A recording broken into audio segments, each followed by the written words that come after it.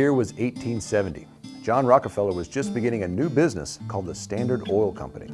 The Jesse James gang was planning their first highway robbery. The telephone wouldn't be invented for another 6 years. And in February of 1870, the North Carolina General Assembly voted to turn a sandy stretch of beach on the Outer Banks into Dare County. They named the newly formed county after Virginia Dare, the first English child to be born in the New World. When the charter was signed, there were only about 6,000 residents scattered between 388 square miles of area comprised of parts of Currituck, Terrell, and Hyde counties. 150 years later, over 35,000 people call Dare County home, and the beaches are a vacation destination for over 2 million people per year.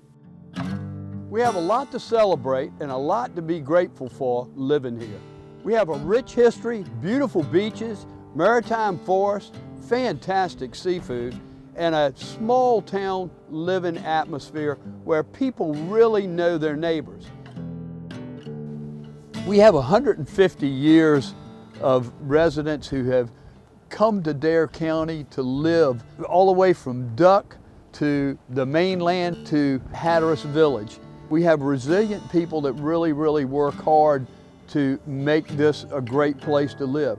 Even as far back as those who worked in our life-saving station to protect those along the coast. And our fishing industry that's provided seafood for our residents and neighboring states for so many years. There really is nowhere else like Dare County. You can start your celebration of Dare County's sesquicentennial by going to dare150.com. Dive into the interactive historical timeline for a glimpse of all the wonderful history, from the northern beaches of Duck to the southern shores of Hatteras Island to the mainland of Dare. There is so much history in Dare County. Of course, there's the Wright brothers' first flight, the Freedmen's Colony of Roanoke Island, the Lost Colony of Roanoke, Civil War skirmishes, shipwrecks, but there's tons of things most people haven't heard of. There's Buffalo City, which is a long-lost lumber town out in the East Lake region. And speaking of East Lake, there's also the infamous East Lake Moonshine, which during Prohibition was so famous it was featured on New York menus as East Lake Tea.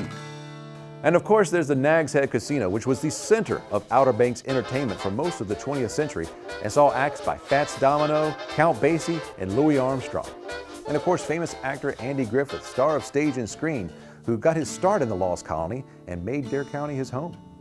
Also on dare150.com, you can click on Ways to Celebrate to see 150 ways you can mark the sesquicentennial with your family. The celebration kicks off with a party at Island Farm on May 2nd, with games, live music, food, and storytelling on the porch. But it doesn't stop there. Celebrations will be held all year long at local events throughout the county. There's Dare Day on the first Saturday in June, the Outer Banks Seafood Festival in October, Day at the Docks to celebrate Hatteras Watermen in September, and local 4th of July festivities from Duck to Avon. More events will be posted on dare150.com throughout the year, so keep checking back. And follow at Dare County GOVT on Twitter for glimpses into the past 150 years. Besides events at dare150.com, remember to check out that list of 150 ways to celebrate. Chase away the winter chill with a pot of Hatteras clam chowder. See a movie at the historic Pioneer Theater. Paddle through the Alligator River National Wildlife Refuge, or hunt for ghost crabs on the beach after dark. Visit dare150.com and celebrate with us.